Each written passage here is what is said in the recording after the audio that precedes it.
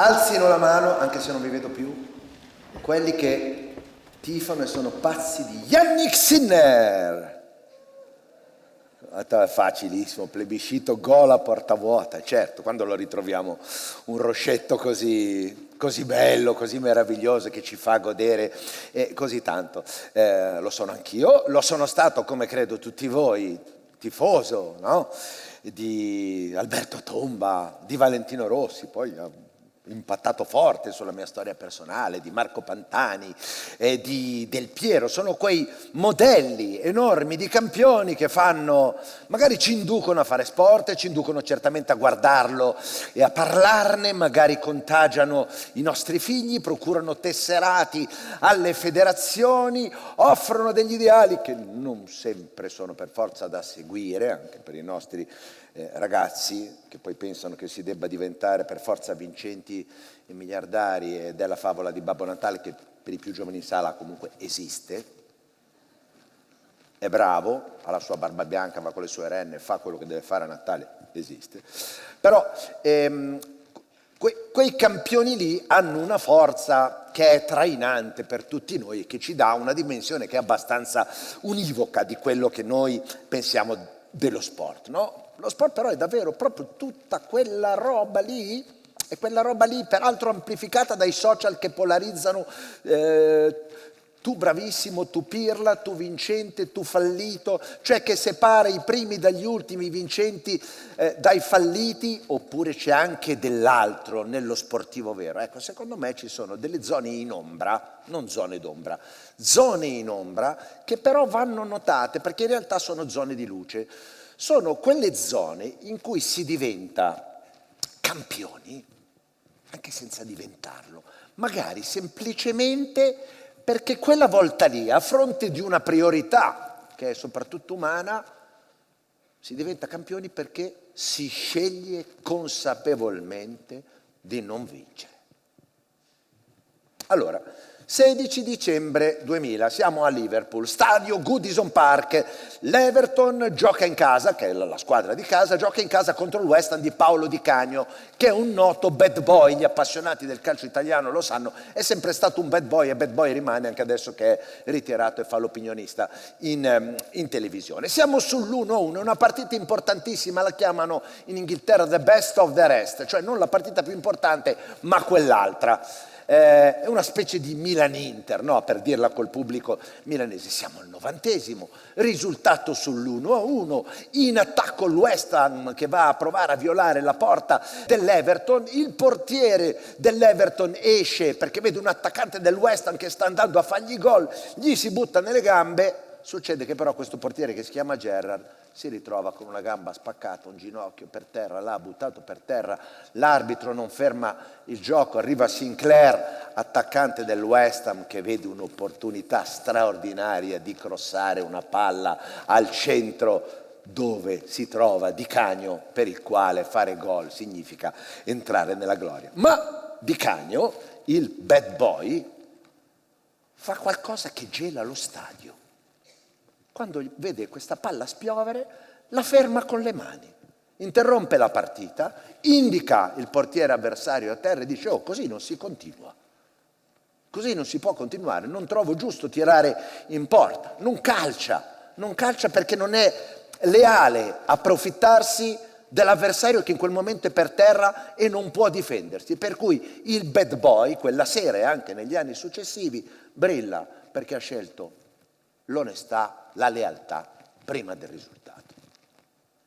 Innsbruck, 1 febbraio 1964, finale olimpica del bob a 2 lì in Austria. Noi italiani abbiamo un grandissimo bobbista che si chiama Eugenio Monti, per i più esperti il rosso volante. È un fenomeno del bob, c'è proprio il pilotaggio come istinto, corre con un signore che si chiama Signor Paes che gli fa da frenatore. Siamo all'ultima manche conclusa prima di andare a fare la finale, quella che assegnerà le medaglie, che è una discesa sola, e gli avversari più vicini, anzi quelli che sono in testa alla classifica in quel momento lì, sono due inglesi che si chiamano Naish e Dixon.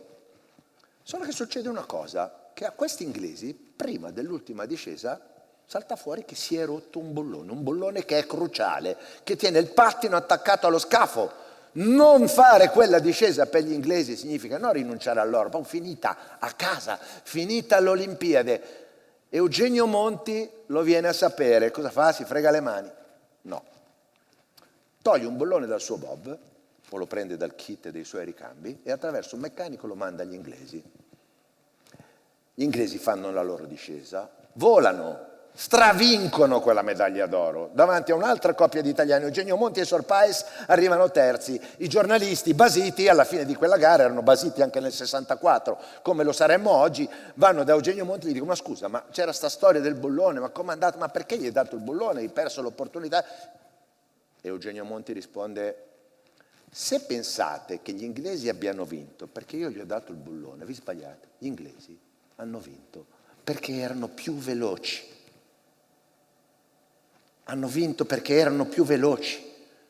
Questa è la generosità di Eugenio Monti, di uno sportivo in quel periodo lì. Concede all'altro la possibilità di misurarsi con te stesso ad armi pari, con il rischio di batterti, cosa che poi si è verificata, dandoti in cambio però la verità su quello che vali tu. Barcellona, 7 agosto 1992, finale olimpica dei 10.000 metri femminili, serata caldissima a Barcellona, un caldo pazzesco per fare 10.000 metri. Il Sudafrica è stato appena riammesso alle Olimpiadi dopo 28 anni di esclusione per apartheid, violavano i diritti umani, c'era l'odio razziale, le Olimpiadi hanno fatto le Olimpiadi e hanno detto voi state fuori. Riammessi e la gara, guarda caso, vive sul duello fino al 25esimo ed ultimo giro tra due ragazze che sono la sudafricana Bianca Elana Meyer e l'etiope nera Derartu Tulu. Arrivano all'ultimo giro che sono insieme queste due, la Tulu ad un certo punto rompe gli indugi, ne ha di più, sfibra la Meyer, allunga e va a vincere. Il fatto è che questa vittoria con la Meyer, medaglia d'argento, diventa quasi un dettaglio rispetto a quello che socialmente vale questo finale. Nel momento in cui accade l'impensabile, dopo aver tagliato il traguardo, le due si guardano, si incontrano e si avvolgono in un abbraccio, quegli abbracci che si vede che sono istintivi, che sono belli, si abbracciano insieme e non solo, fanno quello che poi è diventato celebre come il 26esimo giro, cioè un giro di pista d'onore insieme, una bianca e una nera, che diventano dello stesso colore, non importa, avvolte dalla bandiera olimpica, con lo stadio che impazzisce. In quel giro di campo, meglio di qualunque negoziazione diplomatica, come tante erano state fatte in quel tempo fino a quel momento lì, neutralizzano anni di odio razziale ed elevano l'uguaglianza ad un livello che fino a poco prima era impensabile. Zandvoort, una pista in Olanda, 29 luglio 1973. Parto dicendovi chi è David Parley. David Parley è un pilota inglese, ha 28 anni, è un uomo cresciuto nel rischio, figlio di un benestante, un industriale inglese che ha una fabbrica di frigoriferi, a lui dei frigoriferi a Parley non gliene frega niente, a lui piace il rischio, gli piace guidare le macchine, gli aeroplani, a 17 anni frega l'aeroplano del suo papà, va a fare le acrobazie davanti alla villa di casa sulla spiaggia, un pazzo, poi dopo il papà gli dice vieni a lavorare in azienda, no, non se ne parla. Si arruola nei fucilieri assaltatori dell'esercito inglese, reparti speciali, va in missione in Yemen. Durante un lancio con il paracadute, il suo paracadute non si apre, si salva, mai sentito nella storia, aggrappandosi al suo istruttore. In un'altra missione, a bordo di un autoblindo, l'autoblindo salta su una mina. 6 vittime, 1 illeso, 7 vite come i gatti. È il protagonista della più importante decelerazione, adesso qui non è che voglio parlarvi di G, però 129 G di decelerazione per un corpo umano, per chi ne sa di scienza sono tanti, significa passare, registrato, da 180 all'ora a 0 in 66 centimetri, questo gli è successo con una macchina contro il muro, sfracellato ma vivo. Ok, questo è Parley, no? Cioè per dire quanto ama il rischio su se stesso. Ma torniamo a quell'8º giro lì a Zandvoort nel luglio del 73. Alla March, che è una marca di Formula 1, del suo amico Roger Williamson, che ha 3 anni meno di lui e che sta crescendo anche lui come Parley in Formula 1, si buca una gomma. La March di Williamson va a sbattere contro il guardrail, si ribalta, prende fuoco, quelle macchine prendevano fuoco facilmente e diventa un rogo devastante. David Parley è l'unico che passando di lì, perché arriva da poco dietro, vede la scena, non so se capisca o non capisca che dentro c'è Williamson, poco dopo lo capisce, inchioda la macchina, salta giù dalla macchina, corre là e a mani nude, da solo, fa il possibile e anche di più e si brucia le mani per cercare di tirare fuori Williamson da quel rogo. A un certo punto strapperà dalle mani l'estintore a un Marshall che non è equipaggiato, ma quell'estintore è troppo piccolo per spegnere quel fuoco. E c'è l'impotenza totale di David Parley davanti al tentativo di salvare la vita a Williamson, cosciente o incosciente, non si sa. Di fatto ad un certo punto anche per Parley è chiaro che non c'è più niente da fare e che Williamson muore. E questa è la scena probabilmente più triste, almeno secondo me più triste della storia della Formula 1. Parley che cammina via in lacrime, disperato, solo.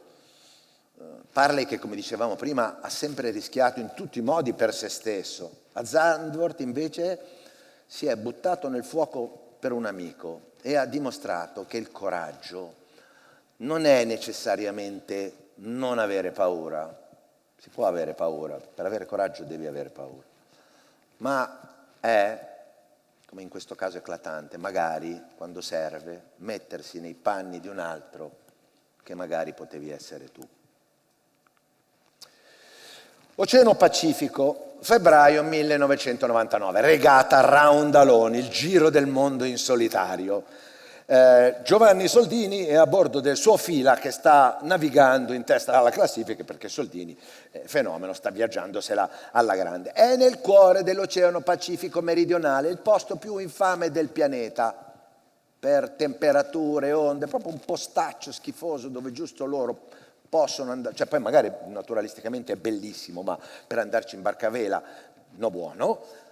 Arriva nella radio di Giovanni un Mayday dall'organizzazione che dice che la francese Isabelle Autissier, sua avversaria ma anche grande amica, a bordo di Pierre B, la sua barca, mentre navigava su una rotta molto azzardata, forse fu un errore suo, verso sud dove ci sono i ghiacci, è finita in una tempesta con vento a 60 nodi e onde alte 10 metri, la sua barca si è ribaltata. Meno male che lei è rimasta nascosta, chiusa dentro e via radio è riuscita a lanciare l'SOS. Soldini non fa calcoli, non ci pensa un secondo, cambia la rotta e punta dritto secco per 24 ore attraversando la tempesta per andare a cercare, perché lì è così, quel lago nel pagliaio del mare con gli iceberg, con le onde da 10 metri e il vento a 60 nodi per salvare la sua amica. Arriva vicino allo scafo, lo trova, si presenta come questo balenone qua con la pinna per aria. Lei è chiusa dentro, Giovanni per far capire che è arrivato tira un martello sullo scafo, a quel punto Isabelle Autissier esce, Giovanni Soldini accosta, riesce a farla salire in barca, ripartono insieme e conta soltanto questo di quella regata lì, che poi Soldini peraltro vincerà. Il fatto che abbia salvato Isabelle Autissier e che abbia fatto valere la prima legge che conta per Giovanni Soldini, ma per tutti gli uomini che vanno per mare, per tutti i marinai degni di questo nome. In mare non si abbandona nessuno. Ecco, anche questo è un altro gesto di amore o di umanità. Abbiamo visto il coraggio, abbiamo visto la lealtà, abbiamo visto l'uguaglianza. Scegliete voi, è tutto uguale. Rimaniamo nel campo dell'umanità, dove ogni cosa che si fa con amore o con umanità è giusta. L'umanità, l'amore per il prossimo soprattutto, e lo sport, come tutte le dinamiche umane, ti mette evidentemente in relazione con il prossimo, che in ogni caso è il tuo avversario, e mettendoti in relazione con il prossimo ti offre inevitabilmente la misura di te stesso. Essere sleale con il tuo avversario significa avere una visione distorta o un trattamento perverso nei confronti di te stesso. Non trattare l'altro con rispetto significa trattare te con poco rispetto. Ma come dovrebbe volersi trattare un essere umano che si rispetti se non con amore, con umanità e con rispetto?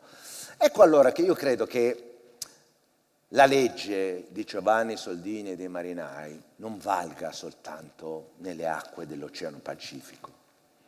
Siamo partiti col grande Sinner, proviamo a chiudere con un'altra riflessione che riguarda un altro sport. Non siamo forse tutti navigatori dello stesso mare? Ecco, allora non abbandoniamoci.